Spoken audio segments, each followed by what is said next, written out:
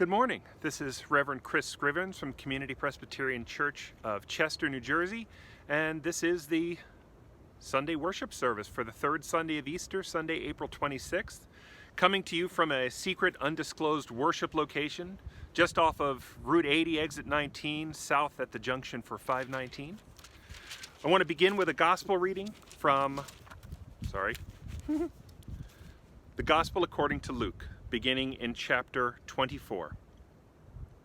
Now on that same day, two of them were going to a village called Emmaus, about 7 miles from Jerusalem, and talking with each other about all these things that had happened. While they were talking and discussing, Jesus himself came near and went with them, but their eyes were kept from recognizing him. And each said to him, "What are you discussing?"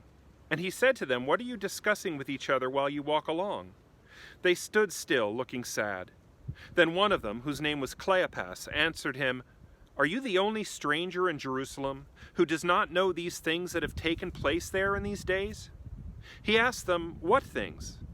They replied, "The things about Jesus of Nazareth, who was a prophet, mighty in deed before God and all the people, and how our chief priests and leaders handed him over to be condemned to death and crucified him. But we had hoped that he was the one to redeem Israel. Yes, and beside all of this, it is now the third day since these things took place.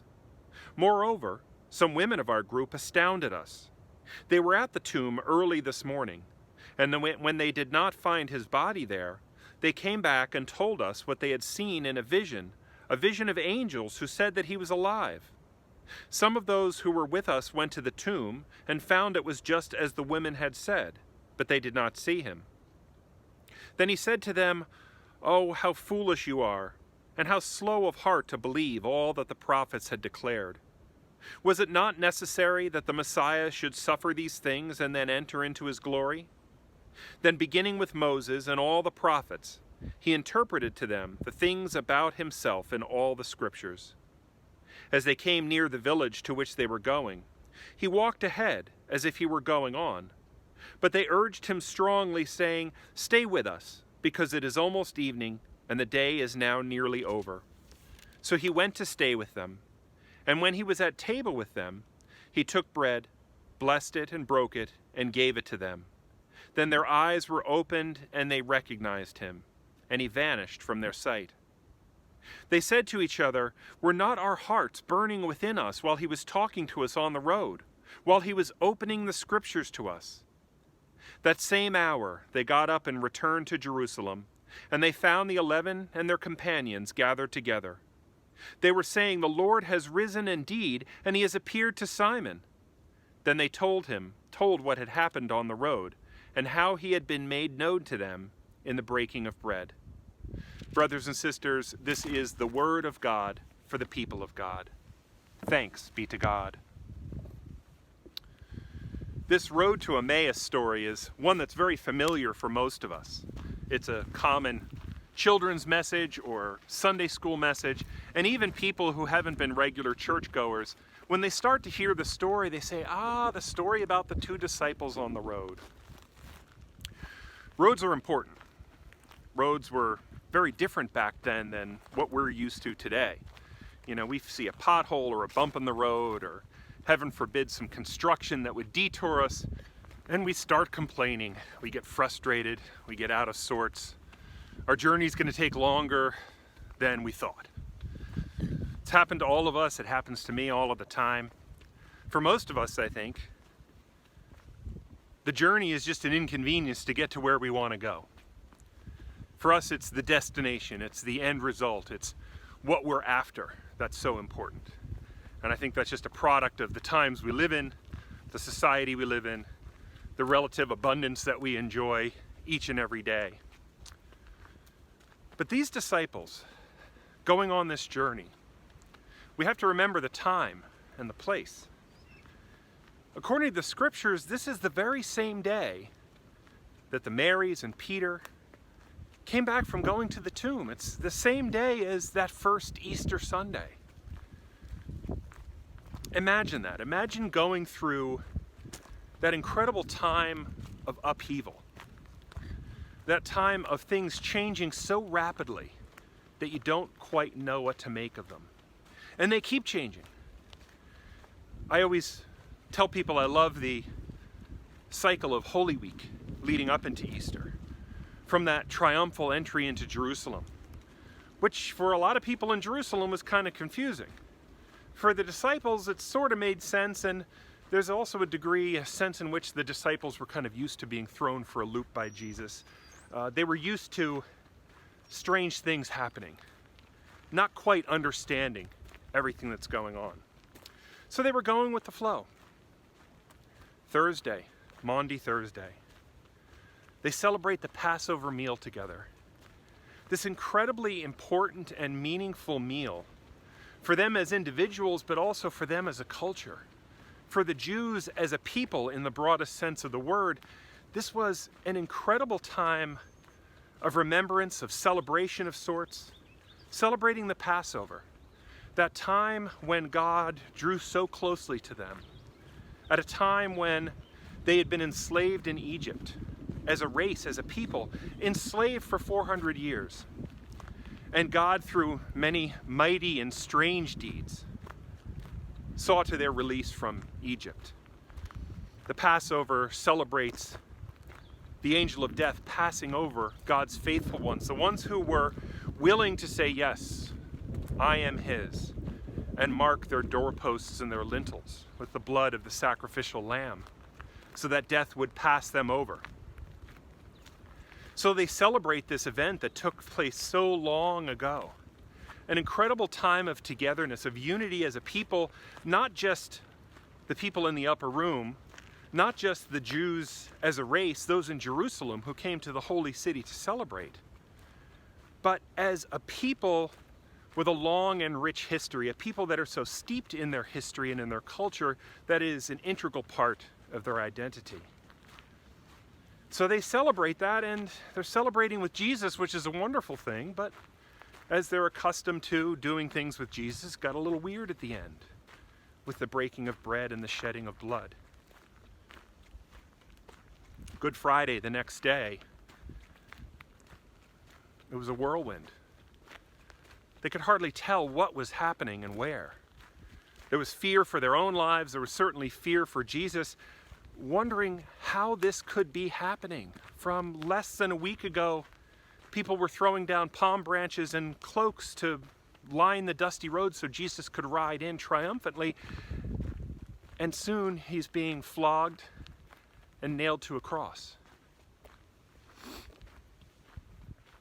Then the Easter Sunday, some of the women and the disciples go to complete the burial rituals that were done so quickly or not at all in advance of the Sabbath. So they wanted to see properly, at least give this Jesus a proper burial. And they find the empty tomb. And now here we are, the third Sunday of Easter. And it's the afternoon of that very same day. That whirlwind is still going on. The disciples were locked in the upper room, the room where they had celebrated the deliverance just a few days before, has now become their prison. They can't go out because they're afraid that some of their own people, who are threatened by the way that they behaved and the fact that they followed Jesus and the teachings that Jesus gave us, they thought that they were in fear of their lives as well.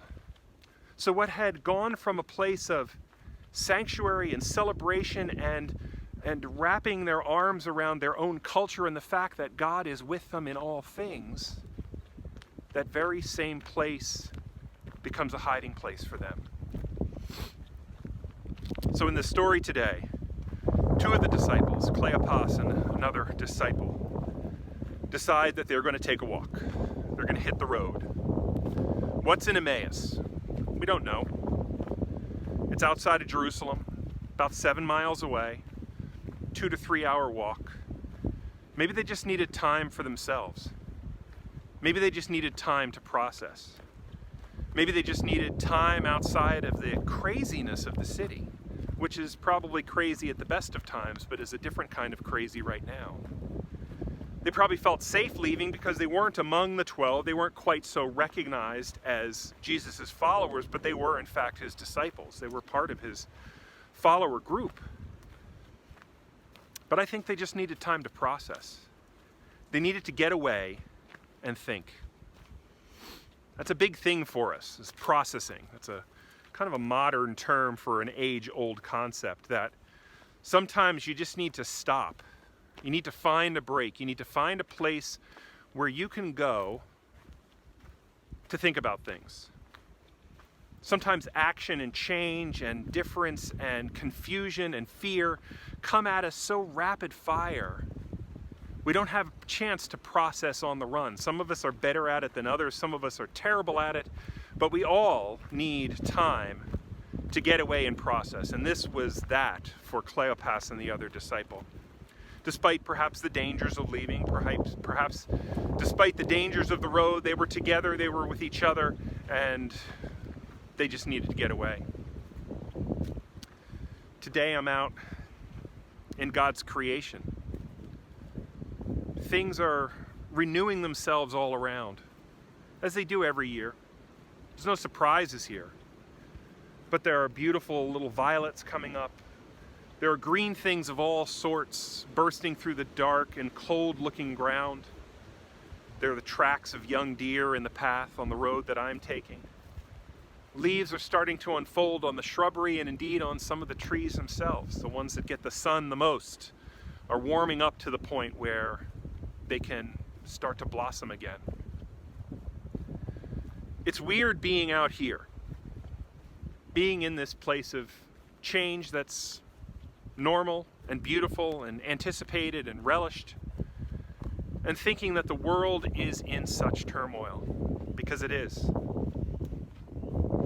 In the United States, we're perhaps better able to weather it than a lot of people, certainly in Morris County and Chester.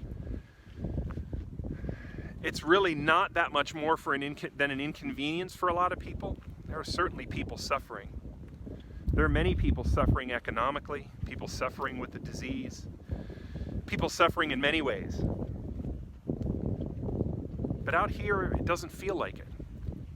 Out here, you can come to think, you can come to process, you can come to try to figure out what's going on.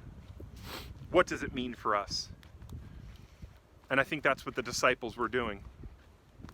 They were taking a walk on a road that happened to go to Emmaus, but it could have gone anywhere. They needed time to think, and so do we. Along the road, they're met by this stranger. They don't know who he is. They're probably a little surprised that he's traveling alone. It's not the safest thing to do. He's maybe not the biggest and most robust kind of a person. But there's something about him that they invite him to walk with them. Come and be a part of the safety of our group. And they begin to talk. First the disciples talk, and then Jesus talks. And their hearts were burning at all of the things that Jesus was unfolding for them. In 3 hours, what could they have heard about? The gospel message only tells us a small bit. Certainly not 3 hours worth of conversation. But what must that have been like? Imagine being in a place where you have so much confusion, so many questions, and no matter where you turn, you get different answers, and sometimes in trying to find the answer for one question, you only find more questions that you don't have answers for. It's kind of the time we're living in, isn't it? It's kind of the very moment that we're going through. I think this is a really important story for us these days.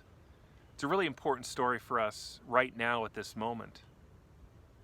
I think there's a lot of lessons that despite everything that goes on, despite all the turmoil in our lives, God still comes among us. Sometimes with the face of a stranger, sometimes with the face of a trusted or beloved friend, and opens up the truth for us. Not the whole truth, but the truth that makes our heart burn, makes us want to love God more, makes us wish we had more hours in the day, more words, more time, more songs to extol God's praises for all that he does for us. Time is what we need. We're starting to get little glimpses, like this glimpse of spring that's all around us, that things will change, that things will get back to normal. But I think the longer we spend in this and the more realistic we are, the more time we have to truly process, the more we realize normal is not going to be what normal was. It's going to be something, it's going to be better, it's going to be more normal, but it's going to take a long time to heal from these wounds. Some of us in this life will never heal. Some of us who have been afflicted with this disease, who have gone on to their glory, their healing is done. They were healed forevermore. But for us that are left here walking the road, there's a lot of miles ahead. And it might seem like this labyrinth behind me, that there's just lots of twists and turns. And it might seem like we're not getting anywhere. And like walking a labyrinth, just when you feel like you're getting towards the center, you take a turn and you're back at the outer edge again. I think a lot of our journeys, a lot of our walks are feeling like that lately. The point of a labyrinth, the difference between a labyrinth and a maze, is a maze has many wrong turns. Labyrinth has no wrong turns. It has lots of turns, lots of twists. This one has lots of roots to trip upon if you're not careful when you're looking at your phone recording a sermon. If I do happen to trip, just edit that out, please. But no matter where I go, I have confidence that I can keep my feet right in front of me because I know this path will take me to the center. And when I finally get there, it'll be exactly where I'm supposed to be. And it'll be a good place. The center of this labyrinth has a tree. I think it's an ash tree. Looks like it's been here for quite a while. And it's piled with stones. Stones all around the base that have been held in the hands of many people who have walked this labyrinth many times before. And as they've walked, they've held the stone, they've prayed, they've thought, they've processed what they're going through. When they get to the end, they get to that tree at the center. After taking this journey with many roots and rocks and many pitfalls, at the center of this labyrinth is a cross and a pile of all those stones.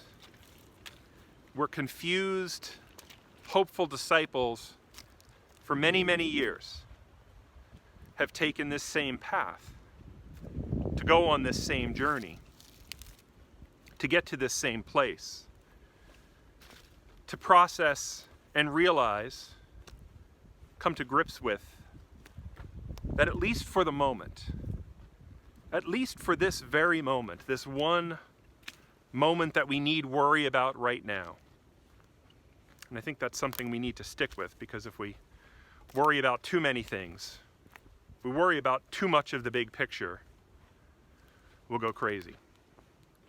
So if we can worry about this moment, worry about where we need to be and what we need to process, we'll get to a place where God meets us on the road, where Christ comes to be among us, where Christ makes our hearts burn, where Christ hears our prayers, hears our lament, hears our fears, and we take all of those things we've been carrying with us, and we leave them in a pile at the foot of the cross. May it be so for all of us during this Easter season, during this pandemic, during this time of craziness.